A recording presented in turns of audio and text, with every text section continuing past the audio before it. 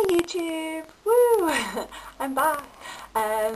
For those of you who might not know, I did NaNoWriMo, National Novel Writing Month, International Novel Writing Month. So in November I just didn't have any time at all to check in. I actually banned myself from YouTube because it was just, I would have been wasting my time and procrastinating just to avoid doing my writing. And also I think because I did 50,000 words in a month, which is fun. But I sacrificed my fitness quite severely. For the first couple of weeks, I genuinely didn't have any time. But for the second couple, I was ahead of my word count that I needed to be at. And I so could have fit in more exercise, but I made all kinds of excuses and my motivation just dropped, and I started feeling really crappy. And I just couldn't seem to get myself going. But then of course once November finished I had no more excuses. So I kicked my ass into the gym, went on a run, and I've decided to change things up a bit. I used to do 3 to 4, the plan was 3 to 4 gym workouts a week. This time, over the next few weeks, and generally I think I'm going to change that. I'm going to do less. I'm not going to do running at the gym, I'm going to do running outside.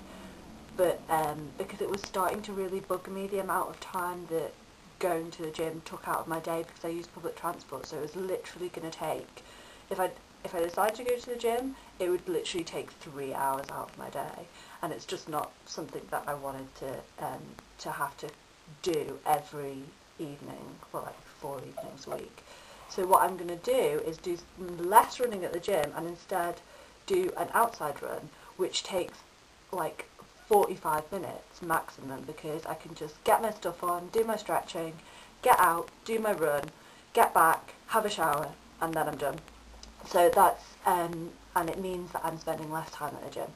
So it works out really well for me, except I managed to fall over yesterday when I was on my outside run, and like scraped my my hand and my knees quite badly. I felt like a 6-year-old. I was actually really proud of myself. It sounds stupid, but I fell over. I went flying. I just tripped over like the edge of a curb as I was crossing a side road. I went shh and then scraping along, and then sat on my bum for like 2 seconds and went ugh, and then got up and then got on with my run, and didn't really pay any attention to what was going on like with my body. The guy coming towards me, who was also running like but in the opposite direction, he's like, "Oh my god, are you okay?" I'm like, yeah, whatever, and just being really blasé about it. I'm not gonna let this interrupt my run. I get home and I've got 2 massive holes in my leggings and like blood on my knees and my no skin, and oh, it was so dramatic. I got back and I'm like, jeez, I'm really injured. I don't know what was going through my mind. But the really positive thing is that my first instinct was to get up and carry on. I'm kind of amazed that that was my first instinct. I'm really quite proud. It's cheesy and it seems like such a little thing. Oh, what, you fell over in the street and you got up, congratulations. But it actually is kind of indicative of the new mentality that I have in general when it comes to exercise and health and fitness. And it's a pretty good analogy for what I've had to do in the last week, because since NaNoWriMo's finished, I've had to pick myself up. Because I did gain during NaNoWriMo. So although I did lose a bit during Nano, then I gained, then I lost, then I gained, and then this last week I gained quite a lot because I was doing no exercise. I had gotten into a habit of eating loads of like not fast food really. I guess like too many like biscuits, and also the bloody family keep bringing things into the house that I don't want to have to eat. And I don't have to eat them, it's just that the last week I was in that mentality of screw it, let's just eat this shit. So, whereas now that I've got back on the wagon or whatever, and I'm exercising again, and I feel good, and I'm eating well again, and it's coming back. It's slowly, but it's coming back. The instinct to eat well rather than reach for the crap. Now that I'm doing that, I can make that choice. If that stuff comes into the house, I can make that choice not to eat it. Whereas last week, the week before last, I was feeling kind of out of control about it all. And that is simply because I let myself get back into my old habits rather than remind myself that I need to do things that make me feel good. I feel good when I exercise, I feel good when I eat well, I feel good when I don't drink alcohol, so this is why I don't do those things.